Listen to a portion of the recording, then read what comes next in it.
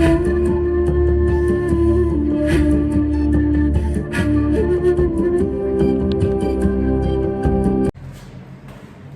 बच्चों, कैसे हो आप लोग? बढ़िया एकदम। डिस्कस करते हैं चार्ज को। मैं सब करेंगे नोट करने वाला कुछ है या अभी जब आएगा तो हम करेंगे हम लोग। अभी डिस्कस करते हैं कि चार्ज क्या चीज है। What is charge? चार्ज क्या है? चार्ज का मतलब होता है, चार्ज एक फिजिकल प्रॉपर्टी है किसी मैटर की, किसी भी मैटर की एक फिजिकल प्रॉपर्टी जिसकी वजह से बेटा उस मैटर के ऊपर एक फोर्स लगता है। किसका? एक फोर्स लगता है, इंटरेक्शन का force, force of interaction. Force of interaction मतलब क्या है? Charge it is a physical property, physical मतलब it is a property, it is a property of a matter, किसी भी मैटर को जानते हो या नाइन्थ क्लास में पढ़ा था, anything which occupies space and has मास। कोई भी चीज जो इस स्पेस में, जो इस पूरी यूनिवर्स में कुछ स्पेस लेती है, ओके, और कुछ ना कुछ उसका क्या होता है? मास, उसे बोलते हैं मैटर। तो it is a property of matter, it is a property of matter which feels or experience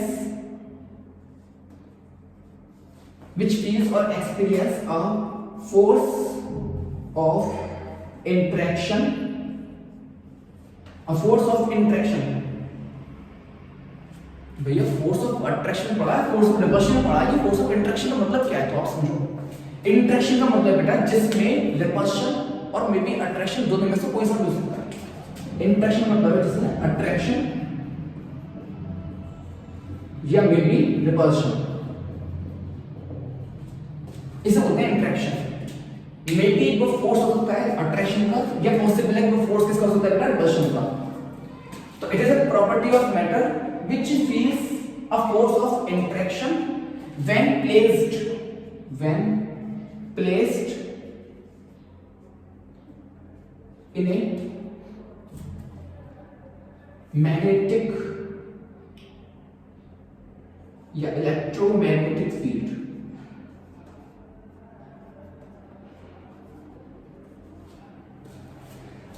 कोई बात नहीं, इसको बात बताएंगे। इलेक्ट्रोमैग्नेटिक फील्ड का मतलब क्या है? तो किसी चार्ज का बेटा कोई भी किसी भी मैटर की एक प्रॉपर्टी है, जब वो एक इलेक्ट्रोमैग्नेटिक फील्ड के बीच में आता है या इसकी प्रेजेंस में आता है तो उस पर क्या होता है? एक फोर्स ऑफ इंटरेक्शन लगता है। अब वो फोर्स में भी अट्रैक्शन का हो सकता है या पॉसिबल है फोर्स ऑफ रिपल्शन का हो सकता है। इसी को कहा गया है चार्ज, इसी को कहा गया है चार्ज। ओके बेटा, इसी को कहा गया है चार्ज। अब इस चार्ज को डिनोट किससे करते हैं बेटा? तो इस शब्द को करते हैं इट इज डिनोटेड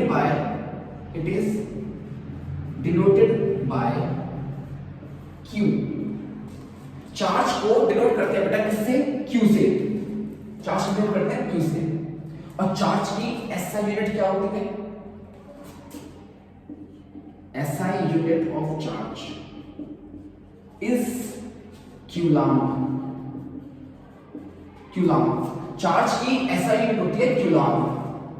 अब क्यूलाम को सिंबलाइज किया जाता है बेटा, इट इज सिंबलाइज्ड। क्यूलाम का सिंबल है सी, क्यूलाम का सिंबल है बेटा सी। कंफ्यूज नहीं होना है बेटा, ये क्यू क्या है? क्यू है चार्ज का सिंबल। चार्ज को नोट करते हैं क्यू से, बट चार्ज की जो एसआई यूनिट है क्यूलाम, उस क्यूलाम को नोट करते हैं सी से। ठीक है, कंफ्यूजन ना। जो यूनिट है क्यूलाम उसका सिंबल सी है, और जो चार्ज है उसको नोट करते हैं किससे? क्यू से। ओके, चलो आगे डिस्कस करते हैं। चार्ज का चार्ज क्या है? चार्ज को नोट किससे करते हैं? चार्ज का एसआई यूनिट क्या है? क्लियर आप लोगों को? ओके, अब बात आती है बेटा कि चार्जेस कितने टाइप्स से होते हैं, डिस्कस करते हैं। टाइप्स ऑफ चार्जेस रफ करते हैं बेटा, क्लियर है? ओके,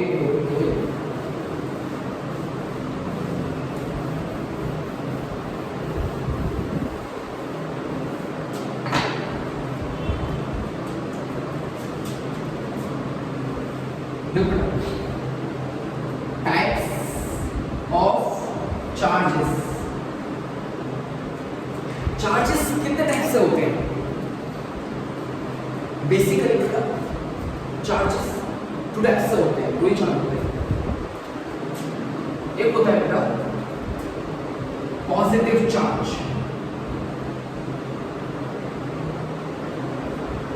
और दूसरा होता है नेगेटिव चार्ज। एक होता है पॉजिटिव चार्ज, एक होता है नेगेटिव चार्ज। पॉजिटिव चार्ज बेटा प्लस साइन से दिखाते हैं हम लोग एंड नेगेटिव चार्ज को माइनस साइन से। साइन की बात डिस्कस करते हैं कि पॉजिटिव चार्ज नेगेटिव चार्ज क्या चीज है और कैसे क्रिएट करते हैं हम लोग, ये डिस्कस करते हैं। तो थोड़ा सा एटम पर आते हैं, मैं केमिस्ट्री पे लाऊंगा, थोड़ा सा तो आना पड़ेगा, समझना अच्छे से। देखो बेटा एटम जानते हो लोग, एटम 9th क्लास में पढ़ता हूं केमिस्ट्री में, एटम स्ट्रक्चर पैटर्न क्या है एटम? याद है जॉन डाल्टन ने क्या कहा था भैया? थोड़ा याद पढ़ा था, बस थोड़ा सा कर गए दिमाग से, कोई दिक्कत नहीं। एटम क्या बेटा? Atom is the smallest tiniest particle which cannot be further divisible. Atom क्या है? मैटर का सबसे छोटा पार्टिकल जिसको हम और ज्यादा फर्दर डिवाइड नहीं कर सकते। पढ़ाया ना मैंने क्लास में? जैसे आपने कोई भी मेटल लिया, उसको आपने कट किया 2 पीसेस में, उसको आपने और फर कट किया और पीस में, तो ऐसे करके उसको चूरा कर दिया और पीस किया बिल्कुल। उसके बाद भी आपने जैसे भी जो भी आप प्रोसेस कर सकते थे, आप हीट देकर, आप इलेक्ट्रिकल एनर्जी देकर, आपने जो भी प्रोसेस करना था आपने किया। बट एक टाइम ऐसा आ गया कि आप उस पार्टिकल को फर्दर डिवाइड नहीं कर पा रहे। उस चीज को साइंटिस्ट ने कहा एटम। और ये किसने कहा इसको एटम? पता होगा आपको, तो ये बेइज्जती मत। ओके, जॉन डाल्टन, नाम सुना है? जॉन डाल्टन याद है डाल्टन्स एटॉमिक थ्योरी? डाल्टन ने कहा कि atom is the smallest fundamental particle of matter. The whole universe is made up of atom. तो पूरी यूनिवर्स किसकी बनी हुई है? एटम की बनी हुई है। मतलब सबसे छोटा पार्टिकल क्या है बेटा? एटम है। अब एटम के अंदर आपने स्ट्रक्चर पैटर्न में कुछ फंडामेंटल पार्टिकल्स पढ़े थे, याद है?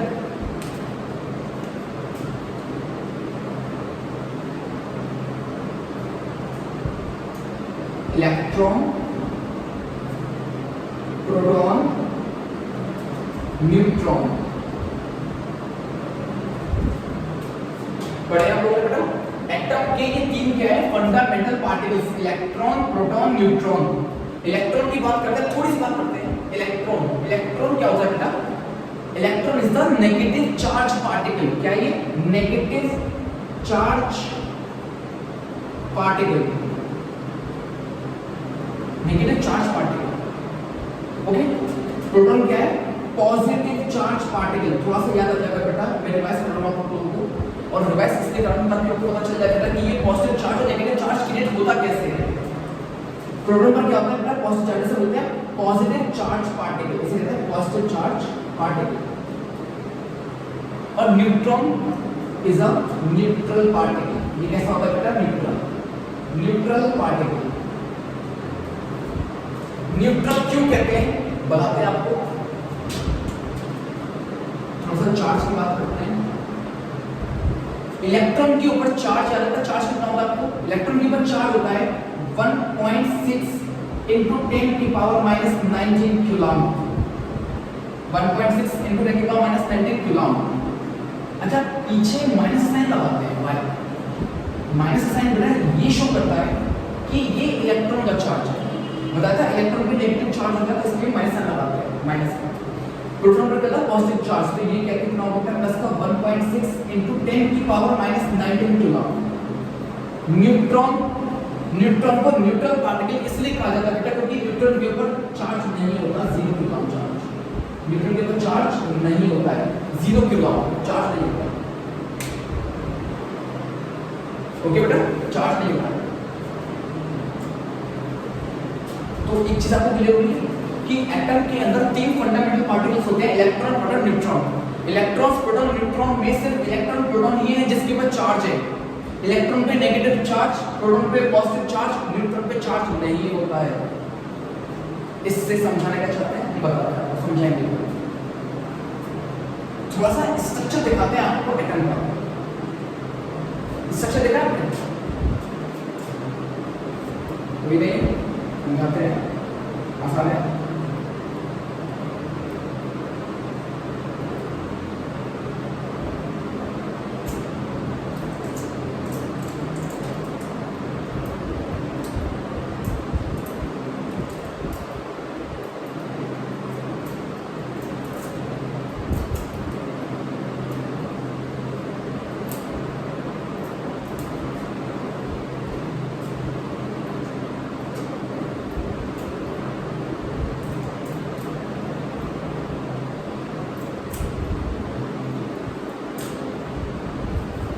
चलो देखते हैं डिस्कस करते हैं क्या है।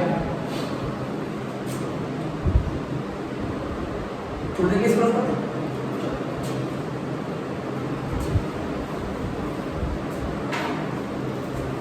चलो स्ट्रक्चर की बात करते हैं, एटम के स्ट्रक्चर की। आप लोग का स्ट्रक्चर में एक्सपेरिमेंट्स किए गए थे एटम का स्ट्रक्चर के लिए, कैथोड रे ट्यूब एक्सपेरिमेंट्स, जैसे थॉमसन एक्सपेरिमेंट।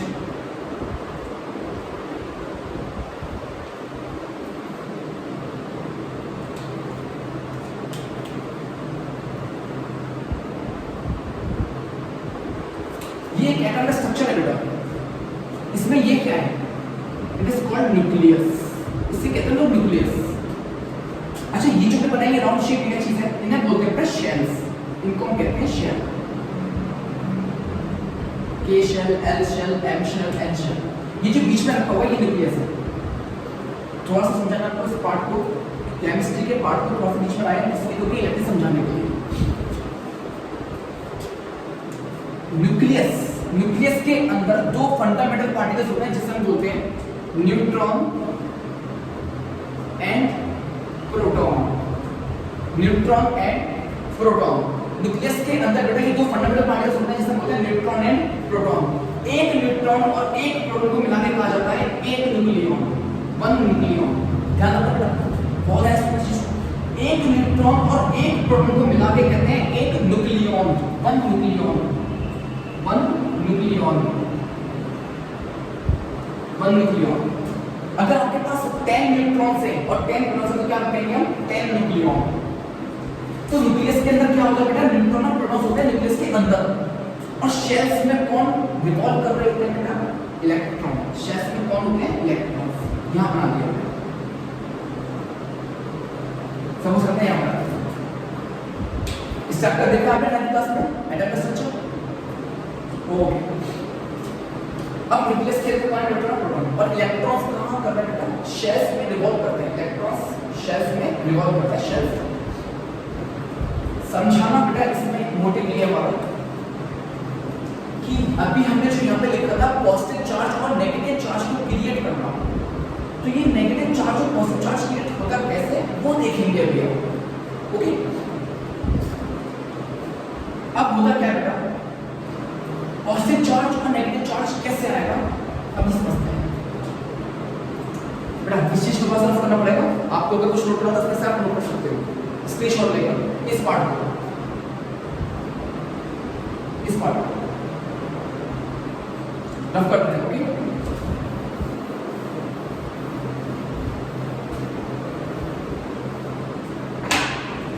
जैसे हमने कहा बेटा कि हमें पॉजिटिव चार्ज क्रिएट करना है। पॉजिटिव चार्ज, तो पॉजिटिव चार्ज को क्रिएट करने का कंडीशन क्या है? क्या कर सकते हैं कि पॉजिटिव चार्ज क्रिएट हो जाए किसी भी एटम के ऊपर, किसी भी एटम के ऊपर, किसी भी मैटर, किसी भी पार्टिकल के ऊपर, एटम के ऊपर पॉजिटिव चार्ज क्रिएट कैसे होगा? जैसे एक एग्जांपल देता हूं बेटा, आसान सा। आप अपने स्कूल में क्लासरूम में पढ़ रहे हो या किसी कोचिंग में पढ़ रहे हो, तो कोचिंग में बैच में बॉयज और गर्ल्स दोनों हैं, ठीक है? बॉयज और गर्ल्स दोनों। अब मैंने ये कहा कि उसी बैच में 10 बॉयज हैं और 10 गर्ल्स हैं, 10 बॉयज 10 गर्ल्स। मैंने कहा कि बैच में मुझे इस बैच में बॉयज की क्वांटिटी ज्यादा चाहिए, बॉयज की क्वांटिटी ज्यादा चाहिए। तो आप क्या कहोगे कि भैया दो पॉसिबिलिटीज हैं, बॉयज की क्वांटिटी को ज्यादा करने के लिए दो पॉसिबिलिटीज है, या तो हम गर्ल्स को रिमूव कर दें या बॉयज को ऐड कर दें। ये तो कर सकते हैं, या तो गर्ल्स को रिमूव कर दें, गर्ल्स को निकाल दें, या फिर बॉयज को ऐड कर दें, तो गर्ल्स की क्वांटिटी बॉयज की क्वांटिटी बढ़ जाएगी। ठीक है, ऐसे ही किसी भी एटम के पास बेटा, ये भी समझा मुझे, देखो किसी भी एटम के पास आप कोई सा एटम लेना, carbon, nitrogen, fluorine, boron, beryllium, sodium, magnesium, कोई सा भी लेना, किसी भी एटम के पास एक चीज रखना हमेशा, जितने इलेक्ट्रॉन्स होते हैं, नंबर ऑफ इलेक्ट्रॉन्स, जितने इलेक्ट्रॉन्स होते हैं उतने ही क्या होते हैं, नंबर ऑफ प्रोटॉन्स, उतनी क्या होते हैं, नंबर ऑफ प्रोटॉन्स। किसी भी एटम के पास जितने इलेक्ट्रॉन्स होते हैं उतने ही प्रोटॉन्स होते हैं। अगर आप में से किसी के माइंड में कोई चीज स्ट्राइक करे कि क्वेश्चन आ रहा है कि भैया अगर इलेक्ट्रॉन्स और प्रोटॉन्स अगर इक्वल नहीं हुए तो क्या होगा, इलेक्ट्रॉन्स और प्रोटॉन्स अगर इक्वल नहीं होंगे बेटा तो वो एटम नहीं होगा, वो आयन कहलाएगा। क्या कहलाएगा, वो कहलाएगा आयन। पढ़ा होगा आपने, sodium ion, magnesium ion, fluorine ion, oxygen ion, उन्हें आयंस कहते हैं। जिस एटम के अंदर इलेक्ट्रॉन्स और प्रोटॉन्स इक्वल नहीं होते, number of electrons number of protons के बराबर नहीं होते, फिर उन्हें हम क्या कहते हैं बेटा, आयंस कहते हैं। समझाएंगे एग्जांपल लेके, टेंशन वाली बात नहीं है, उसे हम आयंस कहते हैं। तो फिलहाल बात करते हैं कि एटम के अंदर जितने इलेक्ट्रॉन्स होते हैं उतने क्या होते हैं बेटा, प्रोटॉन्स होते हैं, जिसे हम एटॉमिक नंबर भी कहते हैं। क्या कहते हैं इसको, एटॉमिक नंबर। याद होगा एटॉमिक नंबर, जैसे हमारे पास कोई x एटम है, x हमने क्या मान लिया, कोई एटम है, तो x एटम के नीचे जो लिखते हैं बेटा ये z क्या होता है, एटॉमिक नंबर, z होता है एटॉमिक नंबर, और ऊपर जो लिखते हैं बोलते हैं मास नंबर। ये हमारा कोई x एटम, नीचे जो होगा बेटा वो क्या होगा, एटॉमिक नंबर, और ऊपर जो होता है उसको बोलते हैं मास नंबर। मास नंबर को a से दिखाते हैं, ओके बेटा, कंफ्यूज नहीं होना, मास नंबर को a से डिनोट किया जाता है। तो किसी भी एटम के अंदर जितने भी इलेक्ट्रॉन्स होते हैं, जितने इलेक्ट्रॉन्स होते हैं उतने ही क्या होते हैं, प्रोटॉन्स होते हैं। अब इससे बात क्या है, बात अब आएगी निकल कर, किसी एटम के ऊपर बेटा मुझे क्या करना है, पॉजिटिव चार्ज क्रिएट करना है। क्या करना है, पॉजिटिव चार्ज क्रिएट करना है। उसके लिए क्या करना पड़ेगा, कोई आइडिया? दो पॉसिबिलिटीज है बेटा, समझ लिया आप लोग, दो पॉसिबिलिटीज हैं पॉजिटिव चार्ज क्रिएट करने के लिए। देखो अभी मैंने बताया था कि इलेक्ट्रॉन्स पे क्या होता है, नेगेटिव चार्ज, और प्रोटॉन्स पर क्या होता है, पॉजिटिव चार्ज। तो पॉजिटिव चार्ज अगर क्रिएट करें तो उसके लिए क्या करें, या तो गेनिंग ऑफ प्रोटॉन्स, मतलब प्रोटॉन्स को ऐड कर लो, क्या करो, प्रोटॉन्स को ऐड करो, गेनिंग ऑफ प्रोटॉन्स, या फिर सेकंड कंडीशन लूजिंग ऑफ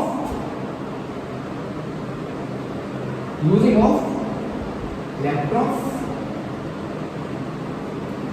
ये तो पॉसिबिलिटी है, या तो किसी एटम से हम इलेक्ट्रॉन्स को निकाल दें, किसी भी एटम से हम इलेक्ट्रॉन्स को निकाल दें, या बाहर से प्रोटॉन्स आकर ऐड कर दें, तो क्या होगा, पॉजिटिव चार्ज बढ़ जाएगा। तो किसी भी एटम पर क्या आएगा बेटा, पॉजिटिव चार्ज आ जाएगा। क्या आएगा, पॉजिटिव चार्ज आ जाएगा।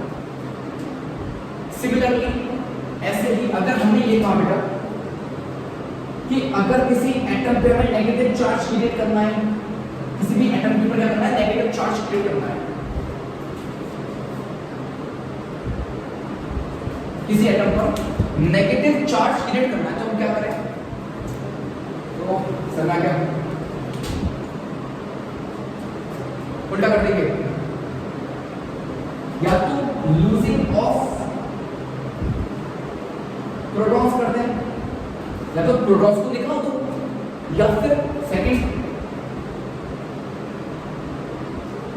Gaining of electrons. Negative charge अगर क्रिएट करते हैं क्या करना है बेटा में कि प्रोटॉन्स को निकाल दो या इलेक्ट्रॉन्स को ऐड कर दो। किसी एटम में मुझे चाहिए बेटा, कोई एटम में मेरे हाथ में, और उस एटम के ऊपर नेगेटिव चार्ज चाहिए तो आप क्या करोगे, या तो बाहर से प्रोटॉन्स को लाकर ऐड करोगे या फिर इलेक्ट्रॉन्स को निकाल दोगे। क्लियर हुआ? समझ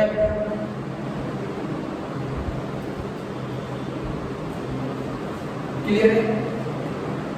पॉजिटिव चार्ज किसी एटम का पॉजिटिव चार्ज कैसा आ सकता है? दो पॉसिबिलिटी, या तो प्रोटॉन्स को ऐड कर दें या इलेक्ट्रॉन्स को निकाल दें। नेगेटिव चार्ज कैसा आ सकता है कि या तो हम इलेक्ट्रॉन्स को ऐड कर दें या प्रोटॉन्स को निकाल दें। यही दो पॉसिबिलिटीज हैं। अब उसमें एक चौंकाने वाली कंडीशन देखो आप, बहुत मजेदार। अगर किसी एटम पर हम पॉजिटिव चार्ज क्रिएट करना चाहते हैं तो उसमें इन दो पॉसिबिलिटीज में ये वाली पॉसिबिलिटी नहीं है। अगर हम चाहते हैं किसी एटम के को पॉजिटिव चार्ज क्रिएट करना तो हम गेनिंग ऑफ प्रोटॉन्स नहीं करवा पाएंगे बेटा, नहीं कर सकते। सिमिलरली अगर हम चाहते हैं किसी एटम के ऊपर नेगेटिव चार्ज क्रिएट करना तो उसमें लूजिंग ऑफ प्रोटॉन्स नहीं कर सकते, ये भी नहीं हो पाएगा। तो क्या होगा? सिर्फ एक ही कंडीशन, लूजिंग ऑफ इलेक्ट्रॉन्स या गेनिंग ऑफ इलेक्ट्रॉन्स, यही तो पॉसिबिलिटी है। अगर आप चाहते हैं पॉजिटिव चार्ज तो क्या करेंगे, इलेक्ट्रॉन्स को निकाल देंगे। एटम के पास जितने इलेक्ट्रॉन उतने ही प्रोटॉन। अगर आप चाहते हो, देखो इस हाथ में मेरा प्रोटॉन है, इसमें इलेक्ट्रॉन। अगर हमने कहा कि किसी एटम के ऊपर पॉजिटिव चार्ज है तो क्या करें, इलेक्ट्रॉन्स को निकाल देंगे, इलेक्ट्रॉन्स निकाल देंगे तो पॉजिटिव बढ़ जाएगा। या अगर हम चाहते हैं कि नेगेटिव चार्ज इंक्रीज हो, नेगेटिव चार्ज बढ़ जाए, एटम के ऊपर नेगेटिव चार्ज आ जाए तो क्या करेंगे, प्रोटॉन्स को निकाल दें, नहीं निकालेंगे, नहीं कर सकते, लिखा हुआ है गेनिंग ऑफ प्रोटॉन्स या लूजिंग ऑफ प्रोटॉन्स नहीं होगा। तो क्या करेंगे, बाहर से इलेक्ट्रॉन्स को ऐड कर देंगे। क्या कर देंगे, इलेक्ट्रॉन्स को ऐड कर देंगे तो क्या हो जाएगा, नेगेटिव चार्ज क्रिएट हो जाएगा। क्लियर है? अब ऐसा क्यों होता है, इसका रीजन सुन लेते हैं, तो समझ लेते हैं क्या होता है। प्रोटॉन्स की गेनिंग या लूजिंग इसलिए नहीं होती बेटा क्योंकि प्रोटॉन कहां होता है, न्यूक्लियस के अंदर। फिर समझो, गेनिंग ऑफ प्रोटॉन और लूजिंग ऑफ प्रोटॉन्स इसलिए नहीं होता क्योंकि प्रोटॉन कहां पर होता है बेटा, न्यूक्लियस के अंदर। इस न्यूक्लियस के अंदर कौन है, प्रोटॉन। प्रोटॉन्स कहां लाई करते हैं, न्यूक्लियस के अंदर। अब सोचने वाला, देखो साइंस ऐसी चीज है कि अगर सर में आने लग जाएगी तब तो क्वेश्चन के अंदर क्वेश्चन बन जाएगा। क्वेश्चन ये भी बन सकता है, आपको दिखाऊं मैं आपको कि भैया अगर प्रोटॉन न्यूक्लियस के अंदर है तो इससे क्या इफेक्ट हो रहा है। प्रोटॉन को निकाल सकते हैं ना, तो एक बात समझना बेटा कि न्यूक्लियस के अंदर एक फोर्स ऑफ अट्रैक्शन होता है बहुत ज्यादा हाई। न्यूक्लियस के अंदर बेटा एक फोर्स ऑफ अट्रैक्शन होता है, फोर्स ऑफ अट्रैक्शन, जिसे हम लोग जानते हैं न्यूक्लियर फोर्स के नाम से। न्यूक्लियर फोर्स, न्यूक्लियर फोर्स, ये न्यूक्लियर फोर्स क्या है बेटा, न्यूक्लियर फोर्स वो होता है जो न्यूक्लियस के अंदर न्यूट्रॉन्स और प्रोटॉन्स को बांध के रखता है। फिर सुनो, न्यूक्लियर फोर्स क्या है, न्यूक्लियर फोर्स एक फोर्स ऑफ अट्रैक्शन है, एक अट्रैक्शन जानते हो, प्यार, अट्रैक्शन, खिंचाव। तो न्यूक्लियर फोर्स क्या है, फोर्स ऑफ अट्रैक्शन है जो न्यूक्लियस के अंदर न्यूट्रॉन्स और प्रोटॉन्स को बांध के रखता है, उसे बोलते हैं न्यूक्लियर फोर्स। तो इस सोचने वाली बात एक ही है बेटा, अभी समझाएंगे कि किसी बच्चे ने पढ़ रखा होगा, आपको समझ लो किसी बच्चे ने पढ़ रखा होगा कि like charges repel each other and unlike charges attract each other. Like charges repel, same charge repel करते हैं, मतलब अगर पॉजिटिव चार्ज होंगे, अगर दो पॉजिटिव चार्ज हैं तो ये करेंगे आपस में रिपल्शन, ये दूर भागेंगे। जैसे एक घर में भाई होता है ना, तो भाई में लड़ाई होती है, मारपीटाई होती है कि ये सामान पापा मेरे लाए हैं, ये सामान मेरे लाए हैं, ये कपड़े मेरे हैं, तो लड़ाई होती है खूब जम के भाई भाई। ऐसे इसमें पॉजिटिव चार्ज आपस में एक दूसरे को देखकर बैठ नहीं सकते, जिनके सीने में जलन मचती है। तो यहाँ पर क्या होगा, दूर भाग रहे हैं। जैसे अगर किसी घर में अगर दो भाइयों के बीच लड़ाई होती है तो उनको बांधने का काम कौन करता है, आपके पेरेंट्स, जो आपको समझाएंगे नहीं बेटा भाइयों मिलकर रहो, मिलने में एक ताकत है, कहते ना एकता में ताकत होती है। तो ऐसे ही इन पॉजिटिव चार्ज में क्या है, रिपल्शन। जब रिपल्शन हो रहा है तो ये पॉजिटिव चार्ज इकट्ठा एक ही न्यूक्लियस में बैठेंगे कैसे, सोचने वाली बात ये है। हमने बहुत इजीली ये कहा था कि न्यूक्लियस के अंदर न्यूट्रॉन और प्रोटॉन दोनों होते हैं। अगर मैं कोई ऐसा एटम लेता हूं, जैसे आप लोगों ने कौन सा एटम पढ़ा है, आप लोग जो ऑक्सीजन लो, ऑक्सीजन का एटॉमिक नंबर पता है किसी को? 8 होता है। ऑक्सीजन का एटॉमिक नंबर 8 होने का मतलब क्या है कि इसके पास 8 तो इलेक्ट्रॉन्स होंगे और 8 ही क्या होंगे बेटा? प्रोटॉन्स। 8 ही प्रोटॉन्स होंगे। अब सोचने वाली बात ये कि ऑक्सीजन का अगर मान लो ये अगर ये एटम होता है ऑक्सीजन का, तो उस ऑक्सीजन के एटम के अंदर न्यूक्लियस में 8 प्रोटॉन मिलके कैसे बैठ सकेंगे, जबकि इनमें तो रिपल्शन हो रहा होगा। तो बेटा इन प्रोटॉन्स को, इन न्यूट्रॉन्स को बांधने का काम ये न्यूक्लियर फोर्स करता है, जिसे हम बोलते हैं फोर्स ऑफ अट्रैक्शन, जो प्रोटॉन्स और न्यूट्रॉन्स को न्यूक्लियस के अंदर बांध के रखता है। इसे बोलते हैं न्यूक्लियर फोर्स। थोड़ा सा कंसेप्ट क्लियर हुआ आप लोगों को बेटा? इस न्यूक्लियर फोर्स का फोर्स ऑफ अट्रैक्शन बहुत ज्यादा होता है, जिसकी वजह से बेटा हम कितना भी एफर्ट लगा दें, हम कितना भी फोर्स देते हैं, कुछ भी कर रहे हैं, कितना भी प्रोसेस कर रहे हैं, हम प्रोटॉन्स को बाहर नहीं निकाल सकते किसी एटम से। अब सोचने वाली बात ये बेटा कि जब हम लोग किसी एटम से प्रोटॉन्स को निकाल नहीं सकते, जब हम किसी एटम से प्रोटॉन्स को निकाल नहीं सकते, तो दूसरे एटम में डालेंगे कैसे? सोचने वाली बात ये है भाई, किसी एटम को अगर हमें प्रोटॉन्स गेन कराने हैं, गेन का मतलब देना, सामने वाला लेगा, लाओ भैया लाओ, तो देने के लिए मेरे पास होने भी तो चाहिए प्रोटॉन्स। और मैं कहां से लाऊंगा? मैं कोई झाड़ू वाला पापा माटी से आके मेरे पास प्रोटॉन्स, कोई एटम जब प्रोटॉन देगा तब हम उस प्रोटॉन को किसी दूसरे एटम को दे पाएंगे बेटा। और कंडीशन क्या है कि कोई भी एटम आज की डेट में जितने भी एटम्स डिस्कवर्ड हैं, जितने भी एलिमेंट्स डिस्कवर्ड हैं, उन सबके एटम्स कोई सा भी आप लेना, कोई किसी भी एटम की टेंडेंसी प्रोटॉन्स को निकालने की नहीं है। क्लियर ये बात बेटा? प्रोटॉन्स क्या है? इस न्यूक्लियर फोर्स की वजह से न्यूक्लियस के अंदर बंधा हुआ है, वो निकल नहीं सकता। ओके, तो हम क्या करेंगे? किसी भी एटम से या तो लूजिंग ऑफ इलेक्ट्रॉन्स कर सकते हैं, या तो हम इलेक्ट्रॉन्स को निकाल सकते हैं, लूजिंग ऑफ इलेक्ट्रॉन, या इलेक्ट्रॉन्स को बाहर से इसमें एंटर कर सकते हैं, गेनिंग ऑफ इलेक्ट्रॉन। यही दो पॉसिबिलिटीज हैं। ठीक है बेटा? इस चीज को बुक्स में नहीं समझाया हुआ है, किसी एग्जाम में समझाया हुआ तो और शॉर्ट में समझाया हुआ है कि नेगेटिव चार्ज को अगर आपको क्रिएट करना है, नेगेटिव चार्ज को आप क्या करो? Gaining of electron. और अगर पॉजिटिव चार्ज को आप करना चाहते हो क्रिएट किसी एटम के ऊपर, तो आप क्या करो? इलेक्ट्रॉन्स को लूज करो। लेकिन ये समझाया हुआ कि क्यों लूज कर रहे हैं, प्रोटॉन्स के साथ क्यों नहीं कर रहे हैं खिलवाड़। ओके, क्लियर हो बेटा? कि अगर किसी एटम के ऊपर पॉजिटिव चार्ज क्रिएट करना तो क्या करेंगे? इलेक्ट्रॉन्स को निकाल देंगे, नेगेटिव चार्ज को निकाल देंगे। और अगर हम किसी एटम पे चाहते हैं नेगेटिव चार्ज क्रिएट करना तो हम क्या करेंगे? इलेक्ट्रॉन्स को ऐड कर देंगे, गेनिंग ऑफ इलेक्ट्रॉन। आओ भैया आ जाओ, इलेक्ट्रॉन्स आ जाओ, गेनिंग ऑफ इलेक्ट्रॉन।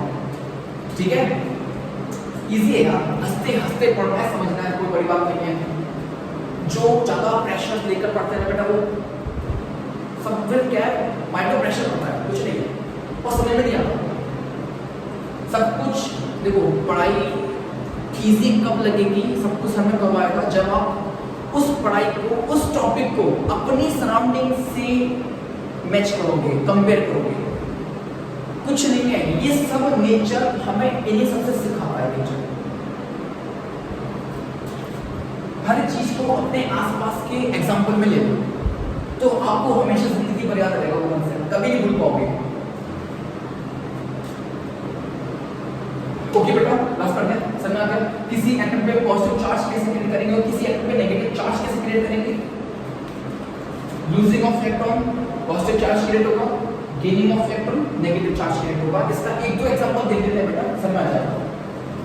किसी को कुछ नोट करना तो आप स्क्रीनशॉट ले सकते हो बेटा, स्क्रीनशॉट लेकर और नोट कर लेगा। बाकी इसको रफ करते हैं ऊपर से।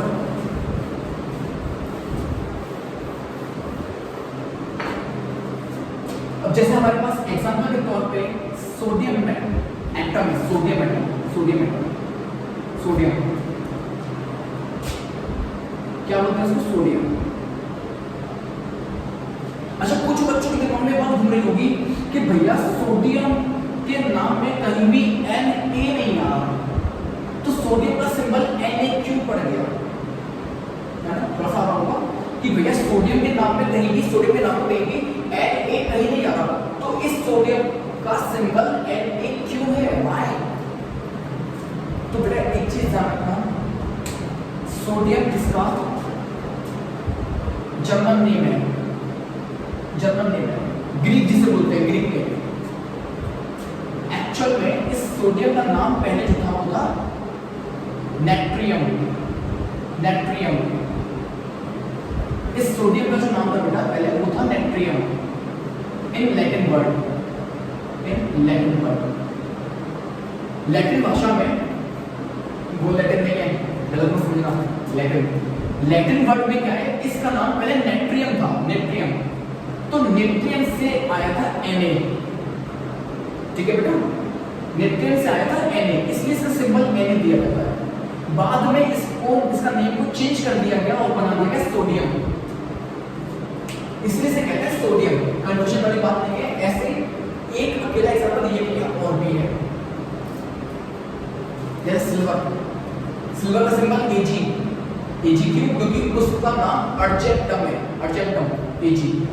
गोल्ड, गोल्ड का सिंबल Au, गोल्ड का सिंबल Au, तो Au किस पर्पस से, Au इसलिए बेटा क्योंकि इसका नेम, गोल्ड का पहले नेम जो था वो था ऑरम, Aurum, ऑरम। बाद में समझाएंगे इसको, कोई टेंशन वाली बात नहीं है, आप 9th क्लास की केमिस्ट्री की वीडियो में देख सकते हो। तो जहाँ से इसकी डिस्कस करते हैं, इसको रफ करते हैं बेटा, नोट कर लेना, ध्यान रखना के बाद। तो वापस सोडियम पर आते हैं, सोडियम के एटम पर। सोडियम का एटॉमिक नंबर होता है 11, सोडियम का एटॉमिक नंबर कितना है बेटा, 11, 2,8,1। इलेक्ट्रॉनिक कॉन्फ़िगरेशन, इलेक्ट्रॉनिक कॉन्फ़िगरेशन तो जानते हो ना बेटा, इलेक्ट्रॉनिक कॉन्फ़िगरेशन का मतलब होता है बेटा the rule of filling of electrons in an atom, किसी एटम के अंदर इलेक्ट्रॉन्स को फिल करने का एक तरीका ही जरिया, उसे बोलते हैं इलेक्ट्रॉनिक कॉन्फ़िगरेशन। सोडियम का एटॉमिक नंबर 11। अच्छा बेटा मैंने यहाँ पर एक चीज देखी थी, ये देखो लिखी हुई है, एटम के, एटम का जितना एटॉमिक नंबर होता है उतनी क्या होता है उसके पास नंबर ऑफ इलेक्ट्रॉन्स होते हैं, और उतनी इसके पास प्रोटॉन्स होते हैं। तो सोडियम का एटॉमिक नंबर कितना है 11, तो इसके पास कितने इलेक्ट्रॉन्स हैं बेटा, 11 इलेक्ट्रॉन। देखो पहली शेल में 2 इलेक्ट्रॉन आ गए, कितने बचे, 9 रह गए। दूसरी शेल में 8 आ गए, ओके 10 हो गए, कितने बचे, 11 में से 1 रह गया, वो यहाँ 2,8,1। Electronic configuration 2,8,1। रूल क्या है एक्चुअल में, 2n² रूल। सबसे पहला रूल तो ये था 2n²। बेटा ये नहीं समझाएंगे हम, क्योंकि अभी केमिस्ट्री का पार्ट है बहुत ज्यादा, अभी समझेंगे। अब क्या करें, सोडियम आउटर मोस्ट में आने चाहिए थे 8 इलेक्ट्रॉन्स, बट यहाँ पर कितने हैं 1। तो सोडियम क्या बेटा, unstable, highly unstable, highly unstable. इसलिए तो कहा जाता है अनस्टेबल है, इसलिए क्या है, मोर रिएक्टिव, मोर रिएक्टिव। आप लोगों ने पढ़ा होगा फैक्ट्स में कि sodium and potassium are highly reactive metals, are highly reactive metals. इतने रिएक्टिव होते हैं कि अगर आप इनको ऑक्सीजन या वाटर के प्रेजेंस में लाओगे तो ये बर्न हो जाते हैं, ये जल जाते हैं, जल जाते हैं, ये बर्न हो जाते हैं ऑक्सीजन की प्रेजेंस में। और बर्न होने की कंडीशन क्या है बेटा, वो भी केमिस्ट्री में है। तो ये क्या बेटा, ये बहुत रिएक्टिव होता है, हाईली अनस्टेबल, स्टेबल नहीं है, 2,8,1। तो ये क्या करेगा बेटा, स्टेबल होने के लिए, स्टेबल होने के लिए क्या करेगा, ये इलेक्ट्रॉन निकाल देगा, क्या करेगा, एक इलेक्ट्रॉन निकाल देगा। देखो बेटा किसी को भी अगर इस कंसेप्ट से प्रॉब्लम है, भैया ये इलेक्ट्रॉन कॉन्फ़िगरेशन करना नहीं आता, या आप में से किसी को ये नहीं पता कि भैया कौन एटम इलेक्ट्रॉन लेगा या कोई इलेक्ट्रॉन, कोई एटम इलेक्ट्रॉन कब देगा, तो ये आप केमिस्ट्री में जाकर वीडियो में से देख सकते हो। वीडियो 9th क्लास की वीडियो से मिल जाएगा आपको, उसमें atoms and molecules and structure of atoms सब कुछ मिल जाएगा आपको। तो ये क्या करेगा बेटा, एक इलेक्ट्रॉन क्या कर देगा, लूज कर देगा। क्या कर देगा, लूज कर देगा। सोडियम, जब ये बेटा आप ये बताओ, जब ये सोडियम एक इलेक्ट्रॉन निकाल देगा तो बाद में इस सोडियम का कन्फिग्रेशन क्या आएगा,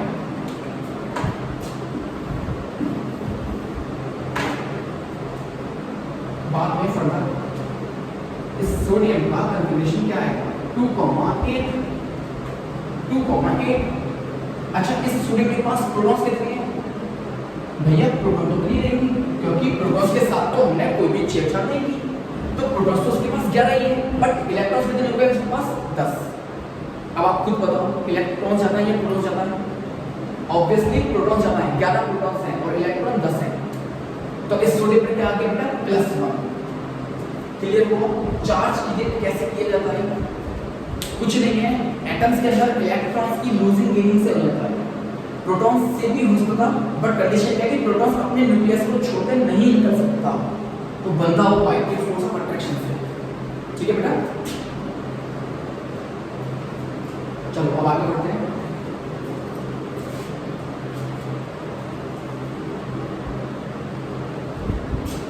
तो ये तो हो गया हमारे चार्जेस।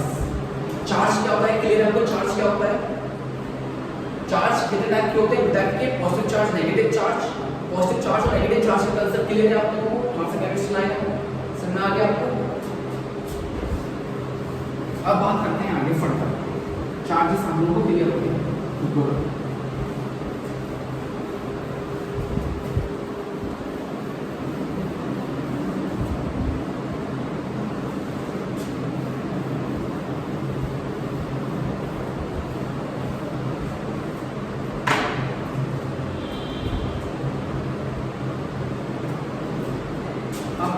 इसमें एक चीज आपको बेटा, चार्जेस आपको क्लियर है, एक प्रॉपर्टी है, प्रॉपर्टी देखो, like charges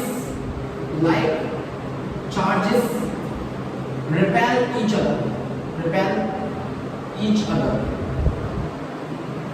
and unlike charges attract each other। Same charges एक दूसरे को क्या करेंगे बेटा, रिपेल करेंगे, दूर मारेंगे, भागेंगे, बट और अनलाइक चार्जेस क्या करेंगे आपस में, अट्रैक्ट। ये आपने मैग्नेट्स में ज्यादा देखा होगा, एग्जांपल लेना इसका, मैग्नेट्स